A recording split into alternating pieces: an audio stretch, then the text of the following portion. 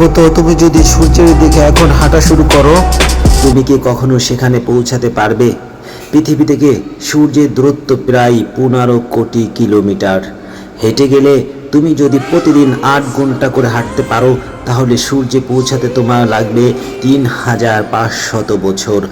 আর যদি একটু দূরত্ব যেতে চাও, সাইকেল চালিয়ে যেতে চাও, তাহলে তোমার সময় লাগবে 1200 বছর। আর যদি আরও একটু দূরত্ব যেতে চাও, স্পোর্টস বাইক কাওয়াসাকি নিনজা, যেটা কিনা অত্যন্ত দ্রুত গতির একটি বাইক, সেটা চালিয়ে গেলেও তোমার লাগবে প্রায় 150 বছর। একটা সাধারণ বিমানেও সূর্যে যেতে লাগে প্রায় 20 বছর। স্পেসশিপ এক্সাইটেড সুপারফাস্ট স্পেসশিপে গেলে সময় কমে দাঁড়াবে 6 থেকে 7 মাস লাইট স্পিড দিয়ে। আর যদি আলোর গতিতে যেতে পারো, মাত্র 8 মিনিট 20 সেকেন্ডেই কিন্তু তুমি সেখানে পৌঁছে যেতে পারবে। আর যদি অ্যানিমাল বাঘের সঙ্গে তুলনা করে যেতে চাও, তাহলে একটি বাঘের কিন্তু প্রায় 280 বছর লেগে যাবে, আর ঘোড়া ছুটতেও সময় লাগবে 380 বছর। সবচেয়ে মজার বিষয়, কচ্ছপের কত সময় লাগবে?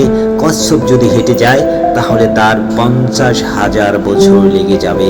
সবচেয়ে মজার বিষয় হচ্ছে, তুমি যত দূরত্বই যাও না কেন, সূর্যের কাছে পৌঁছানোর আগেই তীব্র তাপে তোমার শরীর পুড়ে যাবে। তুমি 0.1 সেকেন্ডেই বাষ্পীভূত হয়ে হারিয়ে যাবে। সূর্যের পৃষ্ঠের তাপমাত্রা এত বেশি যে 5500 ডিগ্রি সেলসিয়াস, আর ভিতরে 1,50,00,000 ডিগ্রি সেলসিয়াস, যা কিন্তু অনুমান করা কঠিন।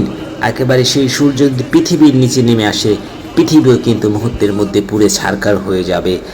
আশা করছি এই ভিডিওটি তোমাদের ভালো লেগেছে। আর যদি ভালো লেগে থাকে, তাহলে এখনই লাইক, কমেন্ট, শেয়ার করে দাও, যাতে অন্যরা দেখার সুযোগ পায়। ধন্যবাদ।